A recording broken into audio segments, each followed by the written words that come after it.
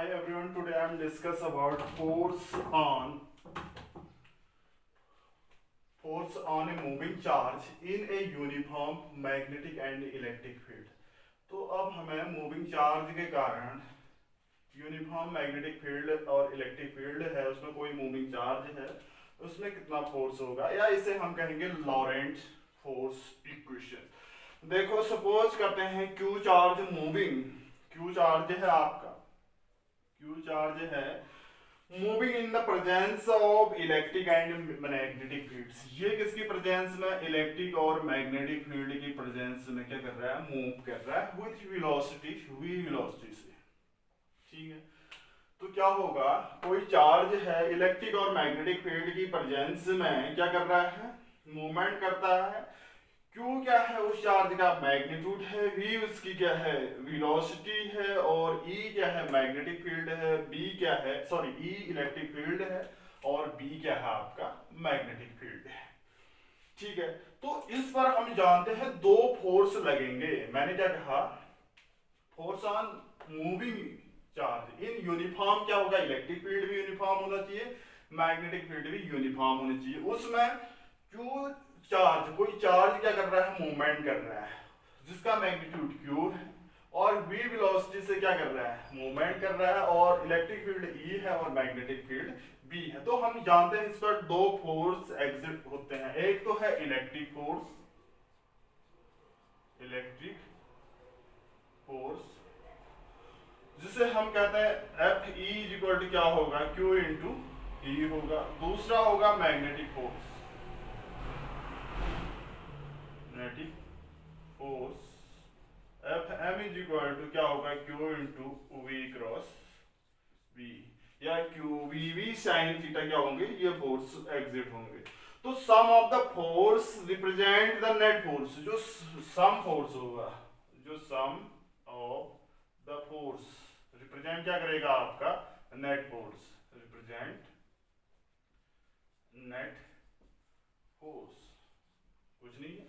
Some of the forces represent net force can be कैसे लिख सकते हैं हम, F equal to F net equal to आपका आया तो F E plus F M, ये क्या होगा, Q E plus Q into V cross we.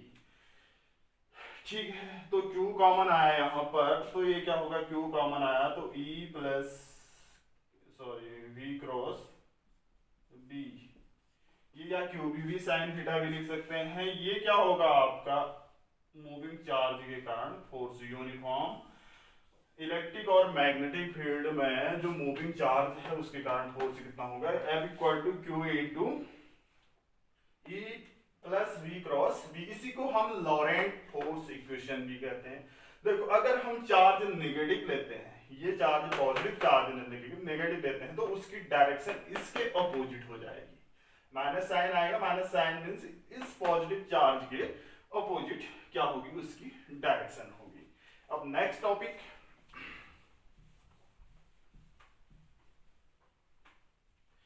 Next topic है आपकी motion in A charge particle in combined electric and magnetic field.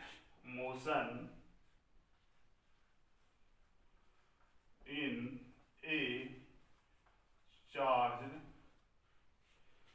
Particle, charge particle, charge particle in combined, in combined, in combined electric and magnetic field, electric and magnetic field, magnetic field. देखो combined है motion of A charge particles, electric और magnetic field combined करते हैं, तो उसमें कैसा motion होगा आपका। देखो इसमें एक वेलोसिटी सिलेक्टर आता है, इसमें एक टर्म्स आता है वेलोसिटी सिलेक्टर, वेलोसिटी सिलेक्टर। अब देखो हम बता रहे हैं, तो इसमें क्या होगा, जो वेलोसिटी सिलेक्टर क्या होगा, तो इसमें एक वेलोसिटी सिलेक्टर एक साथ परपेंडिकुलर वर्क करने वाले इलेक्ट्रिक और मैग्नेटिक फील्ड के डिफरेंट वेलोसिटी से जो मूवमेंट कर रहे हैं चार्ज पार्टिकल, उसे क्या करता है, एक डेफिनिट क्या देता है, वेलोसिटी देता है। तो इसी को हम क्या कहते हैं, वेलोसिटी सिलेक्टर कहते हैं। हमने क्या कहा, ये वेलोसिटी सिलेक्टर क्या है, एक साथ वर्क करने वाले इलेक्ट्रिक और मैग्नेटिक फील्ड के डिफरेंट जो वेलोसिटीज हैं, उन वेलोसिटी को, जो चार्ज की वेलोसिटी है, उनको एक डेफिनिट चार्ज देने के काम, उसी को कहते हैं हम वेलोसिटी। डेफिनिट चार्ज देता है, मिलता है, उसी को हम कहते हैं वेलोसिटी सिलेक्टर। इसमें क्या होता है, अगर कंबाइंड इलेक्ट्रिक और मैग्नेटिक फील्ड है, उसमें क्या होगा, डिफरेंट इलेक्ट्रिक और मैग्नेटिक फील्ड में जो चार्ज पार्टिकल है डिफरेंट वेलोसिटी से क्या कर रहे होंगे, मूवमेंट कर रहे होंगे। वो क्या होता है, एक डेफिनिट वेलोसिटी से क्या करते हैं, फिल्टर करते हैं, उसी को हम वेलोसिटी सिलेक्टर कहते हैं। इसमें क्या होता है आपके, यानी आपके क्या है, इसमें इलेक्ट्रिक और मैग्नेटिक फील्ड क्या होते हैं, परपेंडिकुलर वर्क करने वाले डिफरेंट पार्टिकल्स की डिफरेंट वेलोसिटी होती है। उसमें क्या होता है, एक डेफिनिट वेलोसिटी देने के लिए हम इस फिल्टर का यूज, सॉरी ये फिल्टर होगा, सिलेक्टर नहीं, सिलेक्टर बाद में, वेलोसिटी सिलेक्टर या फिल्टर ही, हाँ फिल्टर दोनों एक ही बात है। फिल्टर या सिलेक्टर भी लिख सकते हैं, सिलेक्ट करता है, इसी को हम कहते हैं वेलोसिटी फिल्टर या सिलेक्टर। ठीक है, क्या क्या होता है, इलेक्ट्रिक और मैग्नेटिक फील्ड क्या होते हैं, परपेंडिकुलर होते हैं, उसमें different charge particle different velocity से क्या करते हैं, मूवमेंट करते हैं। तो ये क्या करता है आपका, कि एक डेफिनेट वेलोसिटी से देता है इनको, इस तभी इसको हम क्या कहते हैं, वेलोसिटी सिलेक्टर कहते हैं। सपोज करो कोई एक चार्ज पार्टिकल क्या कर रहा है, वो क्या है, एक चार्ज पार्टिकल है इलेक्ट्रिक और मैग्नेटिक फील्ड के परपेंडिकुलर क्या कर रहा है, मोशन कर रहा है। यानी आपका कोई चार्ज पार्टिकल्स है इलेक्ट्रिक और मैग्नेटिक फील्ड के परपेंडिकुलर क्या करता है, एंटर होता है, चार्ज पार्टिकल है कोई, वो इलेक्ट्रिक और मैग्नेटिक फील्ड के परपेंडिकुलर एंटर करता है। तो इलेक्ट्रिक और क्या होता है, तो वह हो सकता है उसमें इलेक्ट्रिक और मैग्नेटिक फील्ड के जो फोर्स हैं एक दूसरे को कैंसिल आउट कर सकते हैं। तो इस कंडीशन में जो दोनों, इस कंडीशन में दोनों फील्ड जो हैं वो अनडिफ्लेक्टेड, इस कंडीशन में वो दोनों फील्ड से अनडिफ्लेक्टेड होकर निकल जाएगा। देखो कोई चार्ज पार्टिकल्स है वो इलेक्ट्रिक और मैग्नेटिक फील्ड के परपेंडिकुलर, सपोज ये क्या है, E है और ये B है और ये क्या है, V है, V क्या है, ऐसे इन दोनों के परपेंडिकुलर क्या करता है, वो एंटर करता है। तो ये भी एक दूसरे को परपेंडिकुलर है, तो ये फोर्स क्या कर सकता है, इलेक्ट्रिक और मैग्नेटिक फील्ड के जो फोर्स होगा एक दूसरे को कैंसिल आउट, बराबर होके ये क्या करते हैं, एक दूसरे को कैंसिल आउट करेंगे, एक दूसरे को कैंसिल आउट करेंगे। जो वेलोसिटी है ये v है, जो z एक्सिस से जो v जा रही है आपकी चार्ज पार्टिकल v वे स्पीड से, तो ये क्या करेगा, यहां से अनडिफ्लेक्टेड मींस कोई इफेक्ट नहीं होगा, सीधे निकल जाएगा। कब, देखो जब इलेक्ट्रिक फील्ड और मैग्नेटिक फील्ड के परपेंडिकुलर कोई चार्ज पार्टिकल्स एंटर करता है, तो उस दौरान हो सकता है आपका इलेक्ट्रिक फील्ड में जो फोर्स है और मैग्नेटिक फील्ड में फोर्स जो है वो इक्वल है। तो इक्वल है तो अलग अलग डायरेक्शन, अपोजिट डायरेक्शन एक दूसरे को क्या कर सकता है, कैंसिल आउट कर सकता है। तो इस कंडीशन में क्या होगा आपका, ये चार्ज पार्टिकल सीधे निकल जाएगी। तो इसमें क्या होगा आपका, चार्ज पार्टिकल सीधे निकल जाएगी, तो Fe प्लस Fm जो है Fe plus Fm is equal to 0। तो यहां से Fe equal to minus Fm होगा, Fe is equal to minus Fm लिख सकते हैं, लिख सकते हैं। तो यहां से हम क्या लिख सकते हैं, QE Fe जो इलेक्ट्रिक फील्ड में फोर्स जो है Q into V cross V is equal to क्या लिखते हैं, 0 लिख सकते हैं। जो Fe क्या है इलेक्ट्रिक फील्ड में फोर्स, Fm क्या है मैग्नेटिक फील्ड में फोर्स, इतना लिख सकते हैं। तो यहां से Q कॉमन लिया मैंने, दोनों ओर से Q कॉमन लिया, तो ये क्या होगा, E plus V cross V is equal to 0 लिख सकते हैं। क्यों, देखो इसमें चार्ज तो जीरो नहीं हो सकता है, जीरो क्या हो सकता है आपका, देखो चार्ज जीरो नहीं होगा तो क्या होगा, ये टर्म्स जीरो होगा। मूविंग चार्ज लिख रहे हैं, मोशन में चार्ज पार्टिकल, चार्ज जीरो नहीं होगा इसमें, तो ये टर्म्स जीरो होगा, तो E plus V cross V equal to क्या होगा आपका, जीरो होगा। E plus V cross V equal to zero होगा। अब मैंने इसको क्या लिखा, E इज इक्वल टू, ये वेक्टर फॉर्म में है, minus V cross V, minus V cross V. ये क्या है, वेक्टर क्वांटिटी, ये दोनों क्या है, वेक्टर क्वांटिटी है, ये हम जानते हैं। E ये क्या है, वेक्टर क्वांटिटी है। अब देखो यहाँ पर v क्रॉस v है, मैं a cross b equal to minus b cross a, एक प्रॉपर्टी होती है क्रॉस प्रोडक्ट के, a cross b equal to class 11th में पढ़ा था माइनस b क्रॉस a। तो इस फॉर्मूले को यूज करता हूं मैं, तो यहां से क्या लिख सकते हैं, E इज इक्वल टू क्या, v क्रॉस v, प्लस में लिख दिया मैंने, लिख सकते हैं E is equal to v plus v, ऐसा लिख सकते हैं। देखो जो b और v क्या है, एक दूसरे के परपेंडिकुलर है, इसके बीच का एंगल क्या है, 90 डिग्री है, तो हम इसके मैग्नीट्यूड के टर्म्स में लिखते हैं v is equal to vv sin 90 degree. देखो a cross v is equal to क्या होता है आपका, ab sin theta,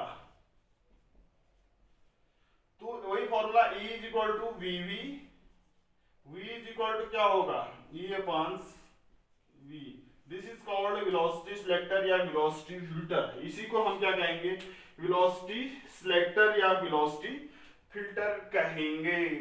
The conditions can be used to select the charge particles a particular velocity from charge moving with different speed. Therefore, it is called velocity selector या velocity filter। इसी को हम कहते हैं, इसका यूज हम एक special charge को मेजरमेंट में इसका यूज हम स्पेशल चार्ज को मेजरमेंट के लिए किया जाता है, ठीक है। ये तो है आपका वेलोसिटी सिलेक्टर पूछा जाता है। फिर नेक्स्ट टॉपिक आपका मैग्नेटिक फील्ड, नेक्स्ट टॉपिक आपको पढ़ना है magnetic field due to moving charge. देखो एक किसी प्लेन पेपर की बात करते हैं, उसमें अगर कोई मूविंग चार्ज मूव कर रहा है तो उसके कारण मैग्नेटिक फील्ड कितना होगा। तो हम क्या है adding next, magnetic field, magnetic field due to a moving charge, due to a moving charge, ठीक है। देखो सपोज करो कोई चार्ज पेपर के प्लेन में क्या कर रहा है, मूवमेंट कर रहा है। ये चार्ज है, मैं बोर्ड के प्लेन के ऊपर लिख रहा हूं, ये चार्ज है, ये क्या कर रहा है, ऐसे v स्पीड से क्या कर रहा है, मूवमेंट कर रहा है, ठीक है। v वेलोसिटी से क्या कर रहा है, मूवमेंट कर रहा है, ठीक है। v वेलोसिटी से मूवमेंट, कोई चार्ज है v वेलोसिटी से इस पेपर या बोर्ड के प्लेन के अलॉन्ग क्या कर रहा है, मोशन कर रहा है। सपोज इसके कारण जो हमने मैग्नेटिक फील्ड फाइंड करना है वो r डिस्टेंस पर फाइंड करना है। r डिस्टेंस पर क्या है, कोई p पॉइंट है, यहाँ पर r डिस्टेंस पर हमें मैग्नेटिक फील्ड फाइंड करना है। ये चार्ज जिसका मैग्नीट्यूड q है प्लस q, ये q चार्ज इस बोर्ड, आप लिखेंगे अपने कागज जो पेपर है उसके प्लेन के अलॉन्ग मूवमेंट कर रहा है। मैं कह रहा हूँ इस बोर्ड के अलॉन्ग क्या कर रहा है, प्लेन के अलॉन्ग क्या कर रहा है, मूवमेंट कर रहा है। इस थीटा एंगल पर r डिस्टेंस पर p पॉइंट है जहां पर हमें मैग्नेटिक फील्ड फाइंड करना है, ठीक है। देखो हम जानते हैं चार्ज की जो मोशन है इसके कारण क्या होगा, आपका इलेक्ट्रिक करंट क्या होगी, क्रिएट होगी। यह सपोज हम करते हैं जो चार्ज है एक इमेजिनरी कंडक्टर के अंदर हम क्या करते हैं, इमेजिन करते हैं ये चार्ज क्या है, एक कंडक्टर के अंदर क्या है, मोशन कर रहा है, ठीक है, ये चार्ज एक कंडक्टर के अंदर मोशन कर रहा है। तो देखो ये मैंने क्या कहा, इस चार्ज की गति के कारण, मोशन के कारण इसमें क्या होती है, इलेक्ट्रिक करंट क्रिएट होती है। तो ये करंट कुछ इस टाइप से ऐसी होगी जिसमें क्या है, आपकी आई करंट फ्लो हो रही है। ठीक है, आई करंट फ्लो हो रही है। तो सेगमेंट हमने बाय सावर्ट रूल लिया है, तो इस सेगमेंट की बात करते हैं तो ये क्या है आपका, डेल्टा एल की बात कर रहा हूं, ये सेगमेंट्स। तो करंट सेगमेंट आपका क्या हो जाएगा, आई इंटू डेल्टा एल। ठीक है, छोटा सा सेगमेंट है, इसके कारण हम यहां पर ले रहे हैं। ठीक है, आई इंटू डेल्टा एल। ठीक है, सपोज करो चार्ज जो है डेल्टा टी टाइम तक, जो चार्ज है time interval delta T time तक, जो चार्ज है क्यू डेल्टा टी टाइम तक मोशन कर रहा है, तो उस इमेजिनरी कंडक्टर की लेंथ कितनी होगी, जिसको हमने डेल्टा एल कहा था, ये डेल्टा एल कितना होगा। तो देखो डिस्टेंस इज इक्वल टू होता है speed into time, distance is equal to speed into time. मैंने कहा ये कंडक्टर डेल्टा टी टाइम तक क्या कर रहा है, मूवमेंट कर रहा है, तो उस इमेजिनरी कंडक्टर की लेंथ कितनी होगी, तो delta L is equal to V into delta T. V velocity से जा रहा है, ये तो लिख सकते हैं। ठीक है, तो यहां पर जो करंट होगी आई कितनी होगी, चार्ज पर यूनिट टाइम लिखते हैं। ठीक है, I equal to Q upon T लिखते हैं, यहां पर डेल्टा टी टाइम है। तो बायो सावर्ट रूल से जो यहां पर मैग्नेटिक फील्ड फाइंड करना है, ये कैसे फाइंड होगा, कैसे फाइंड होगा, बायो सावर्ट रूल से जो मैग्नेटिक फील्ड होगा B इज इक्वल टू क्या होगा आपका, mu naught upon 4 pi ideals I into delta L, I into delta L sine theta upon R square. देखो यहां पर जो मैग्नेटिक फील्ड होगा राइट हैंड पाम रूल से हम फाइंड करेंगे। जो मैग्नेटिक फील्ड है उसकी ऐसी होगी, यहां पर जो मैग्नेटिक फील्ड होगा ऐसे होगा। राइट हैंड रूल से हम क्या करेंगे, यहां पर P पॉइंट पर मैग्नेटिक फील्ड फाइंड करेंगे।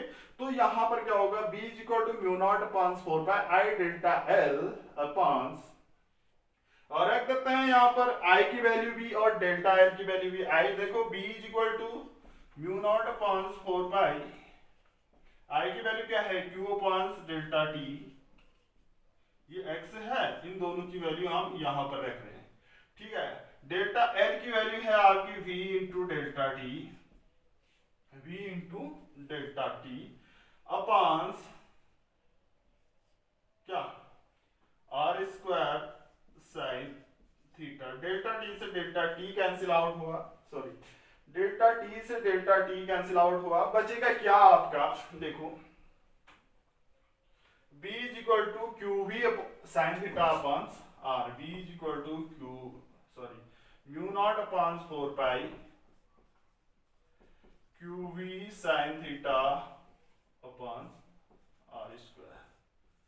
ठीक है, ये B की डायरेक्शन हम राइट हैंड रूल से हम क्या करते हैं, फाइंड करते हैं। यदि हम इस चार्ज को नेगेटिव करते हैं, अगर ये चार्ज को हम क्या लेते हैं, नेगेटिव चार्ज मूवमेंट कर रहा है, तो इससे जो मैग्नेटिक फील्ड क्रिएट होगा P पॉइंट पर इतना ही होगा, लेकिन इसकी डायरेक्शन ऊपर ना होकर ये कहां की ओर होगी, नीचे की ओर होगी। ये तो है magnetic field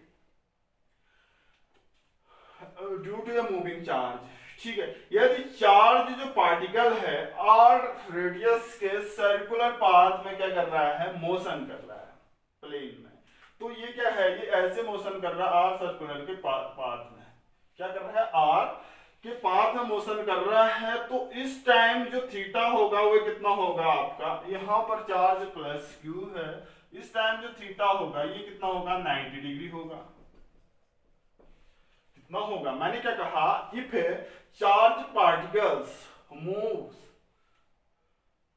charge particle moves along circular path with radius r, then theta equal to 0, तो उसके सेंटर पर मैग्नेटिक फील्ड कितना होगा, B is equal to mu naught upon 4 pi Q V sine 90 degree upon R square. ये क्या होगा, mu naught upon 4 पाई, पूछा जाता है Q V upon R square. ये कितना होगा आपका moving magnetic field due to a moving charge. कब, जब आपका पार्टिकल एक सर्कुलर पाथ के अलोंग मोशन कर रहा है तो उस टाइम इतनी क्या होगी आपकी मैग्नेटिक